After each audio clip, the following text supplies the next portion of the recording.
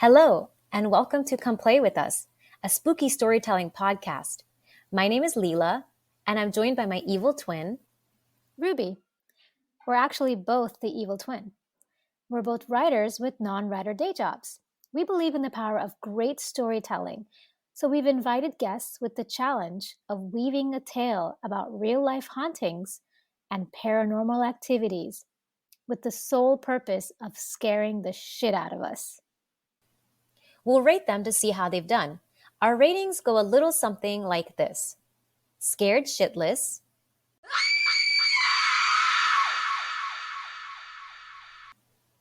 some chills, and I think I'll be able to sleep tonight.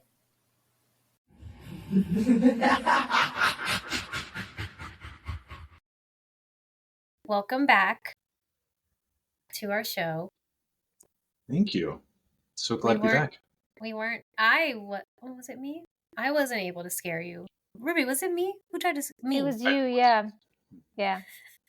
I can't tell us apart. I can't either. We actually get our stories mixed up. So sometimes I'll be like, yeah, remember when I told you about something happened to me? She's like, no, that happened to me. There's a phenomenon there, and I don't know what it is. I don't want to find out. But we clearly have like a mind meld where we also have do that. Oh my God, you do it too. See, it's happening again because she does it too. She does it too. Ruby, are you telling us about the Pottawatomie County Jail today? Yep, I sure am. That's the one. That was me. I was racking my brain. I was like, wait, which one did I tell you? I didn't tell you. I didn't tell you that one. No. But that was like my Black Angel story was directly like 2 miles away from the story in Kelsey. Yeah, I told you about the lead masks. The lead masks. Yeah, that was cool. Or was it I? No, it was me. Because you didn't check the tapes. You don't do the level of research I do, Ruby. You don't do the level of research I do. Ooh, that was mean. No. We're gonna talk later after this. Let's talk about the lead masks. We're gonna talk to each other with lead masks on. This is not over. Well, I want to tell you a story that I feel like, I think that there's something about the stories that we tell that hits us at a human level. Because that's what horror is. It's not just, oh my God, look, that vampire over there. It's, what does that say about, our thoughts on mortality, what things that terrify us. Sometimes it is the uncanny, So I kind of wanted to lean into that a little bit for today's tale. I'm going to tell you about the curious case of the Watcher. What would you do to obtain your dream house? And once you got your dream house, what would you do if there were forces trying to drive you out? I know this sounds like the beginning of many a haunted house story, but there's more. On this podcast, we talk about ghosts and other supernatural beings, but sometimes you don't need to know what it is that is stalking you or warning you or threatening you. Sometimes all you have is the Watcher, and this can be the most terrifying thing of all.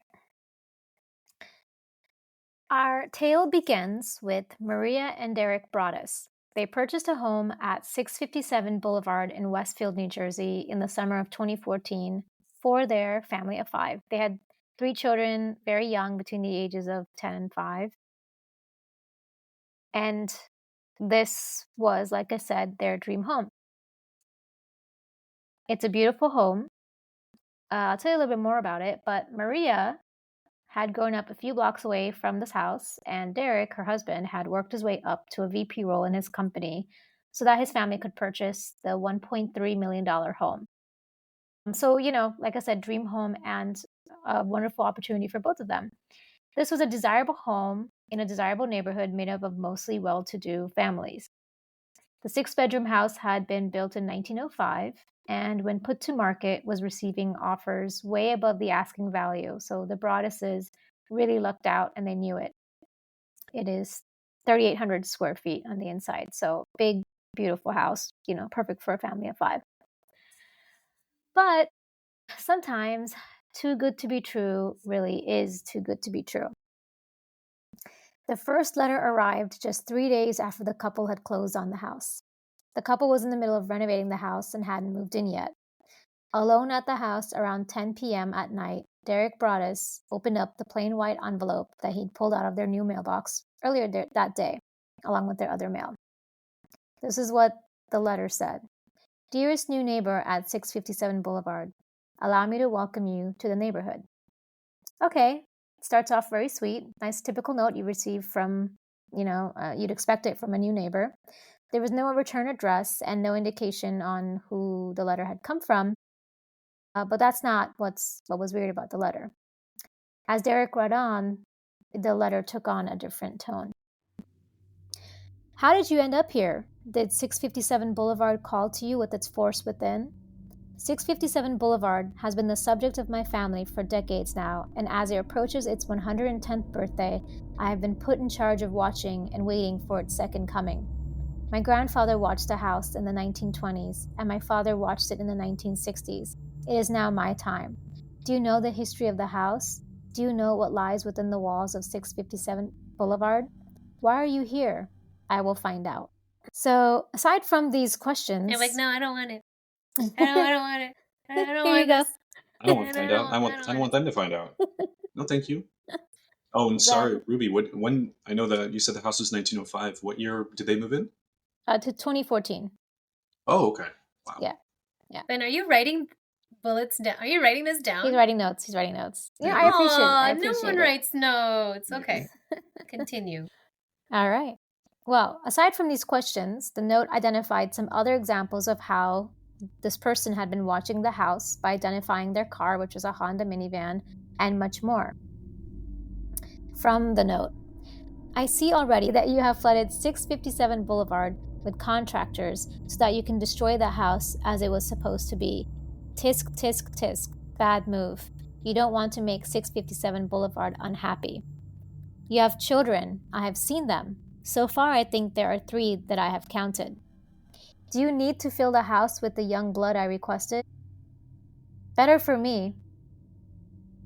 Was your old house too small for the growing family, or was it greed to bring me your children? Once I know their names, I will call to them and draw them to me. Who am I? There are hundreds and hundreds of cars that drive by 657 Boulevard each day. Maybe I am in one. Look at all the windows you can see from 657 Boulevard. Maybe I am in one. Look out any of the many windows in 657 Boulevard at all the people who stroll by each day. Maybe I am one. Welcome, my friends, welcome. Let the party begin. Signed, The Watcher. Why is this making me think of the horrifically bad movie, The Snowman? I haven't seen that. The serial killer movie with Michael Fassbender that takes place it's so bad. That's somewhere in nondescript. Mr. Inspector. Yeah, Mr. Policeman. Mr. Policeman. Hello, Mr. Policeman. All right, Ben, that's your required viewing after this. Watch. Mr. Police. Mr. Police. Mr. Police, you could have saved her. I gave you all the clues and then a picture of a pissed off snowman. Yeah. But we digress from the story of the Watcher. We don't want to make the Watcher mad. So you can imagine you're alone in this large house at night. Everything's a mess. You're in the middle of renovating. There's paint and dust everywhere. You're exhausted. And then you open up this letter. Derek did what I think any of us would do. He immediately turned off all the lights so that no one could see inside and called the police.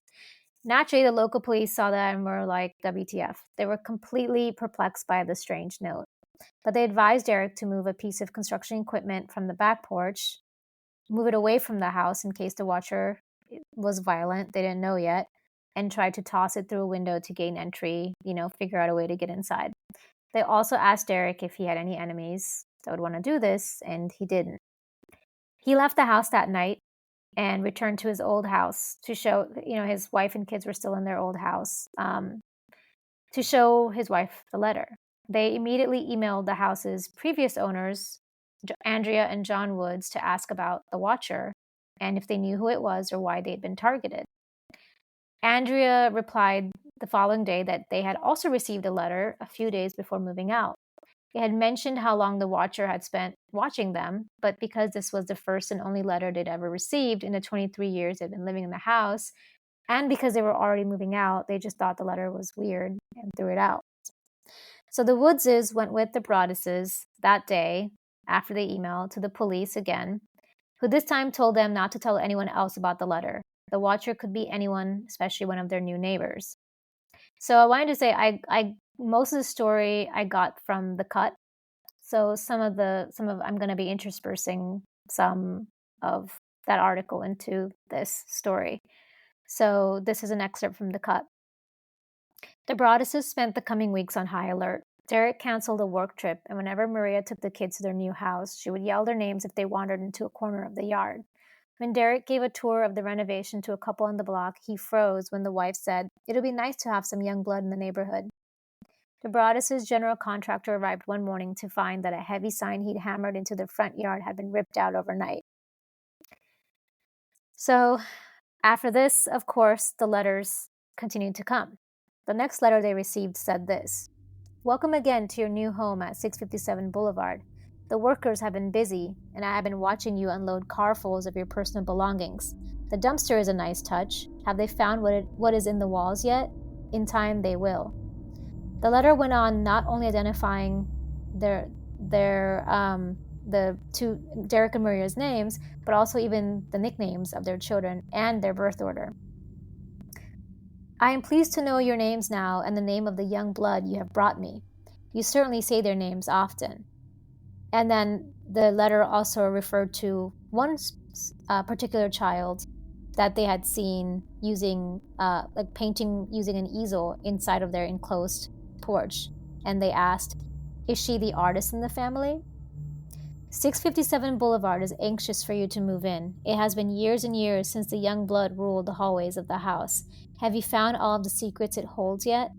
Will the young blood play in the basement, or are they too afraid to go down there alone? I would be very afraid if I were them. It is far away from the rest of the house. If you were upstairs, you would never hear them scream. Will they sleep in the attic, or will you all sleep on the second floor? Who has the bedrooms facing the street?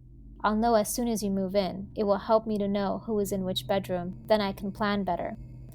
All of the windows and doors in 657 Boulevard allow me to watch you and track you as you move through the house. Who am I? I am the watcher and have been in control of 657 Boulevard for the better part of 2 decades now. The Woods family turned it over to you. It was their time to move on and kindly sold it when I asked them to. I pass by many times a day. 657 Boulevard is my job, my life, my obsession, and now you are too, Broaddus family. Welcome to the product of your greed. Greed is what brought the past 3 families to 657 Boulevard, and now it has brought you to me. Have a happy moving in day. You know I'll be watching. The Broadduses stopped going by the house completely. They stopped bringing their kids. At this point, they weren't even sure if they were going to be moving in at all. And the watcher had noticed. "Where have you gone to? 657 Boulevard is missing you." But this didn't stop them from trying to investigate on who the watcher was on their own. However, their investigation only led to more questions than answers. The first letter was postmarked before the sale of the house was even made public, and only a day after the contractor showed up. There was no way for someone on the outside to have known any of this information because the Woodses never put up a for sale sign. An outsider also would not have known there were renovations going on because it was all done on the interior with minimal noise, and that easel that was mentioned was hidden from street view. So how did the watcher know so much about this family and what they had going on inside their home? Did their interests go so far as to include trespassing? Derek set up webcams around the property and spent hours waiting in the dark for the watcher to show up. He even put together a map of the neighborhood to single out any suspects that had a view of their porch and that easel, aforementioned easel, or that who could be within earshot to hear the names of their children. They also hired a private investigator to run background checks on their neighbors and to stake out the neighborhood, and even hired an FBI agent to conduct a threat assessment. So they took this very seriously. But the letters kept on coming. So here's the next letter. "The house is crying from all of the pain it is going through. You have changed it and made it so fancy. You are stealing its history. It cries for the past and what used to be in the time when I roamed its halls. The 1960s were a good time for 657 Boulevard, when I ran from room to room, imagining the life with the rich occupants there. The house was full of life and young blood. Then it got old, and so did my father, but he kept watching until the day he died. And now I watch and wait for the day when the young blood will be mine again. Through their own investigation, the Broaddus's zeroed in on the most likely suspects, who were their next-door neighbors, the Langfords. So this is from The Cut. Peggy Langford was in her 90s, and several of her adult children, all in their 60s, lived with her, obviously next door to the Broadduses. The family was a bit odd, and the Langford house was right next to the easel on the porch, so obviously within view. The family had lived there since the 1960s, when the watcher's father, the letter said, had begun observing 657 Boulevard. But when the police went to go question the Langfords, they questioned them like so intensely and so often, that to the point where the Langfords accused them of harassment. They were like, we are not doing this. The FBI agent profiling the watcher was unable to tie it to any one family member in the Langfords, and they even hired an attorney to confront the Langfords with evidence to coax a confession, and it went nowhere. So, as it was stated in The Cut, at this point, it really could have been anyone, or it could have been no one, at least in the physical sense. The family had nowhere else to turn, so they showed the letters to a priest who agreed to bless their home. This was like their last resort. But still, they were too afraid to move in. By this point, the renovations had been completed and a new alarm system put in. Here's another excerpt from The Cut. At the end of the day, it came down to, what are you willing to risk, Maria said. We weren't going to put our kids in harm's way. Derek had been responding to occasional alarms at the house, sometimes in the middle of the night, bringing a knife with him just in case. And still, the letters kept coming. 657 Boulevard is turning on me. It is coming after me. I don't understand why. What spell did you cast on it? It used to be my friend, and now it is my enemy. I am in charge of 657 Boulevard. It is not in charge of me. I will fend off its bad things and wait for it to become good again. It will not punish me. I will rise again. I will be patient and wait for this to pass, and for you to bring the young blood back to me. 657 Boulevard needs young blood. It needs you. Come back. Let the young blood play again, like I once did. Let the young blood sleep in 657 Boulevard. Stop changing it and let it alone.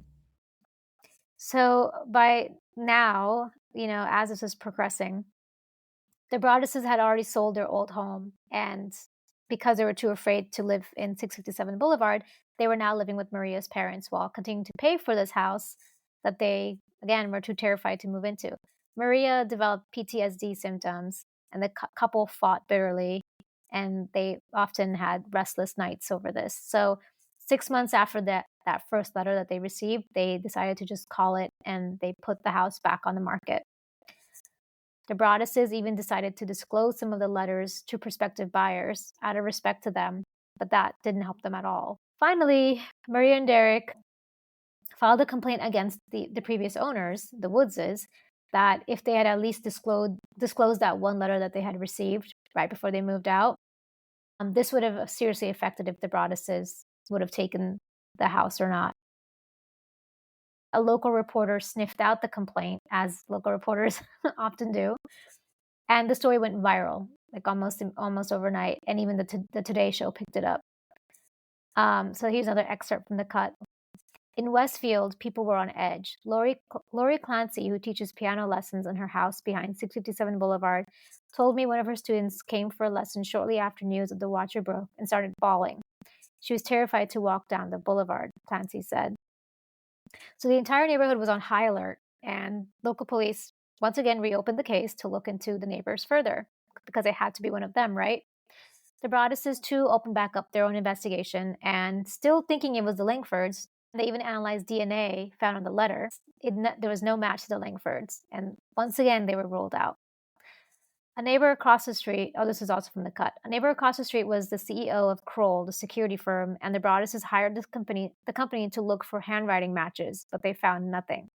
They also hired Robert Leonard, a renowned forensic linguist, and I don't know why this is in here, but former member of the band Sha Na Na, who didn't find any noteworthy overlap noteworthy overlap when he scoured local online forums for similarities to the Watcher's writing. They've done everything at this point. Like, I can't think of anything more they need to do here. This is another excerpt from the cut. While the Broadduses continued to be consumed by stress and fear, for the rest of Westfield, the story became little more than a creepy urban legend, a house to walk by on Halloween if you were brave enough. So they eventually moved on to purchase a new home in the same town after having to borrow money from family members because they'd lost out so much. And 657 Boulevard was back on the market. But the struggles weren't over. Anytime they disclosed a Watcher letter, people would back out of a sale, even when the house was now being sold way under value and basically being sold at a loss. And the family was still being observed, not from the Watcher this time, but from their old neighbors who began to pile vitriol on them and their situation, even going so far as to block a sale to a developer who had planned to raise the house at 657 Boulevard. But finally, there came some respite. A family with grown children agreed to rent the house with the stipulation that they could leave if another letter from the Watcher arrived. Here, this is an excerpt from the cut. 2 weeks later, Derek went to 657 to deal with squirrels that had taken up residence in the roof. The renter handed him an envelope that had just arrived. Violent winds and bitter cold to the vile and spiteful Derek and his wench of a wife, Maria. This letter came 2.5 years after the first Watcher letter, but it came out of nowhere. It was dated February 13th, the day that the Broadduses gave depositions in their lawsuit against the Woodses. You wonder who the Watcher is? Turn around, idiots. Maybe you even spoke to me, one of the so-called neighbors who has no idea who the Watcher could be. Or maybe you do know and are too scared to tell anyone. Good move. The letter was less stylish and more wrathful than the others, and it seemed the writer had been closely following the story.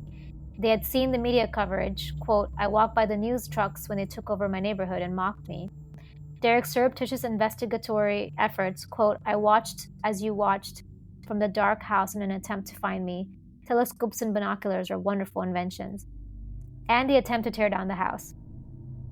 657 Boulevard survived your attempted assault and stood strong with its many army of supporters barricading its gates, the letter said. My soldiers of the boulevard followed my orders to a T. They carried out their mission and saved the soul of 657 Boulevard with my orders. All hail the Watcher. The new renter was mentioned in the note. He was spooked but agreed to stay if the Broadduses installed cameras around the house. And the letter indicated revenge could come in many forms. Maybe a car accident, maybe a fire, maybe something as simple as a mild illness that never seems to go away but makes you feel sick, fall sick day after day after day after day after day. Maybe the mysterious death of a pet, loved ones suddenly die, planes and cars and bicycles crash, bones break. To this day, nobody knows who or what the Watcher was. It's been years since then, and a miniseries came out on Netflix, which I asked you about, Ben, before we recorded this. I'm sure that the miniseries re-traumatized the family, obviously retracing what they went through, but then dramatizing it in an outlandish way. Their old neighbors made this entire situation about themselves, heaping hatred on this family, all because they were worried about their neighborhood's reputation and their own property value. Eventually, the beautiful house, what welcomed them on that summer day in 2014, a dream that had become material, became later a cold and hostile environment, its very shadows repelling, unwelcoming, the secrets that it hid within its walls, the horrors of which they never got to meet, staying concealed. Who knows what would have happened the longer the family stayed in the home? But maybe we just let the Watcher tell us. As the final letter written to the Broadduses said, you are despised by the house, and the Watcher won. The end. What was different? What did the miniseries do different? Because I didn't watch it. The miniseries, well, it had to be fictionalized. It showed that the house had like a tunnel. That was how someone was able to gain access to then observe them and know what's going on inside the house. I may have missed this, but did they end up looking inside the walls? Because the Watcher kept saying weird shit about what's inside the walls. They didn't even stay. They didn't even end up moving in. Basically, because he lives in the walls. Probably. Right? Because he could intimately state what's going on inside the walls. What do you think, Ben? The letters were from the HOA. Exactly. Yeah. I think that's very evident. Yeah. You wouldn't. Yeah. We don't like these renovations. Yeah. And you're going to get all that paint on the porch. That one tree branch is just really pissing me off. Yeah. You don't clip it, we're going to clip your young blood. Yeah. We're coming for your young blood. Mm-hmm. Yeah. What? So your theory is it's the HOA, Ben? Yeah, it is. My theory is it was someone that had access to the inside of the house. Yeah, I think it's someone who lived inside the wall. I thought they were saying like, oh, I used to live here. They're just obsessed with the house. They were obsessed with the house. They said Yeah. it. I'm obsessed with 657 Boulevard, but also they had visited before in the past, Okay. and So they treated it like a sentient being. Nearly. yeah, Yeah, interesting. Yeah. And the theory about being in the walls is good because it seems as if, check my notes, 3,800 square feet is quite a lot of room to hide in. Yeah, so 6 bedrooms, and you can hide anywhere in a house like that. Well, let's Rating time. Yeah, so just a reminder, our ratings are the lowest rating is I think I'll be able to sleep tonight.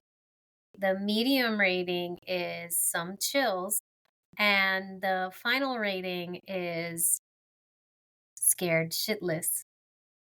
So Ben, you are a guest, you do the honors. I think if this ever happened to me, I would be scared shitless.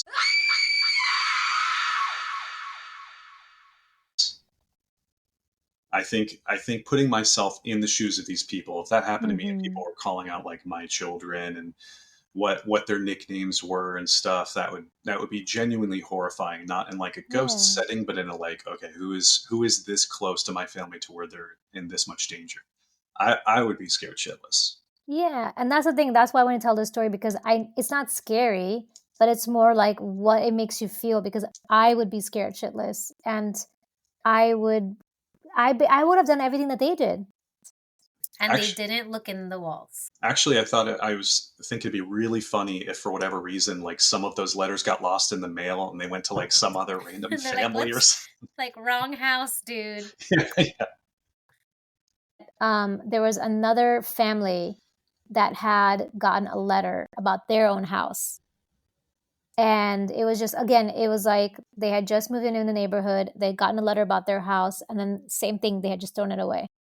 They were just like, oh, whatever, and they never got a letter again. Yeah. And then the watcher saw that and went, oh. Yeah, I was like, oh, man. Standing there outside. Yeah. Yeah. Standing there in the walls, Yeah. just like one tear. Crying in the walls. It's like, yeah. And then they hear like sobbing in the walls, and they're like, what is that? Yeah. Leela, what do you think? Yeah. Oh, well, I would be scared shitless, yeah. And I think it's just it's just the mystery of it all. I think it's also the fact that you can't trust anyone, you can't trust your neighbors. Yeah. You know, and you can't trust can't trust your family, can't trust your kids. Yeah. I mean, it could be anyone. I mean, no, but like joking aside, like the kids, I mean, you just don't know. I mean, it could be like a teacher at their school, you know, just someone who's that unhinged to like go to such lengths. Yeah. They still haven't figured it out. They kept making allusions to something in the walls. They were just like, come find me. They basically were inviting them to look in the walls for them. I mean, if you think we have to say, have you looked in the walls yet? I mean, they are basically saying like, come find me. Yeah, I'm so shocked that that's just something, because I when I heard that, I was like, oh, they're in the walls. I'm going to go look in the walls, or I'm going to use some sort of safe device that you can detect motion or things. In the show, they have them actually like move in and live there while this is happening. And also they had to, because it'd be more dramatic that way. Yeah, and in the show, it's also a Ryan Murphy show, so it gets really batshit, which is why I was like, why are we watching this? But what I liked was when they have the voiceover of someone reading it, they have a distorted like voice, you know, and so it actually makes it creepier. Yeah. Yeah. But even the show ends with, we don't know who's doing this. I mean, when you first started describing it in the way that the letters were written about, you know, I lived here when I was a kid, immediately, wouldn't you just investigate anyone who used to live there? Like, so they did. So they never said that they lived there. They said they used to roam the halls, but they never specified that they used to live in that house. And he said, my father was watching this house, and now I'm watching. And his father before him, and now I'm watching. We have, and like people can have like create unhealthy attachments to like this person probably did not have a good childhood. So imagine like this unhinged adult who's probably a troubled child who found this home where they visited to be an escape, and now they basically feel like they're entitled to it. It's like it belongs to them, you know. Well, so. to me, it's like we find this often with neighbors, and it's this lack of boundaries, and it's almost like they feel like a certain type of ownership over your home because they've been in the neighborhood longer, or they've been in your building longer. And, you know, so this person felt, and because even the rest of the neighbors kind of felt something towards that house in the way that they blocked the sale. I think that's kind of what the Watcher does, is all the neighbors are kind of toxic. They have all these different neighbors, and they're all toxic. I haven't made up my mind on who I think it was. Well, I just think it's one of those things that it's just so mysterious that it could, people just, I'm sure, have loads of theories on Reddit and stuff. And what's creepy, it happened in 2014. That's not that long ago, within the last decade, you know? You'd think some Ring cameras would help with that. No. Well, it was mailed to them. Well, no, it wouldn't then, because they live in the walls. True. But also, it was mailed to them. How did he get the letters out if he was in the walls, Leela? Yeah, Leela. The tunnel. Oh, yeah.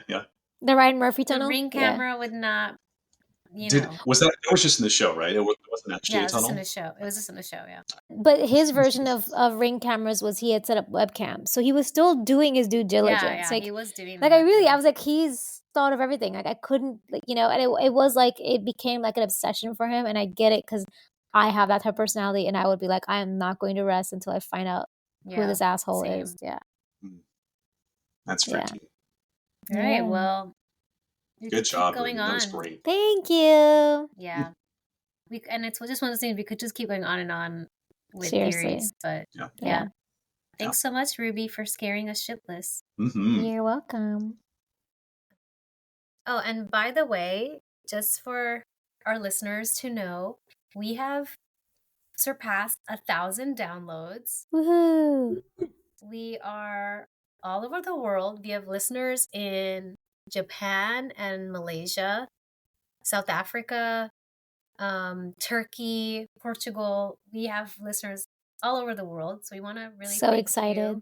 That's 1,000 people we've given the chills to in various forms, whether it's scared shitless, or just some chills. We don't know. So thank but you so you know much how we would know? We'd know if our lovely listeners, if you could leave us a review or give us a rating, let us know, you know, what you thought, and if you got those chills, or you got scared shitless. Or, you know, we'd love to hear from our listeners. Our email is podcomplaywithus@gmail.com. And thank you so much from the bottom of our hearts. We love scaring everyone, so stay tuned for more fun stories. Follow along, and we promise to continue scaring you into the new year.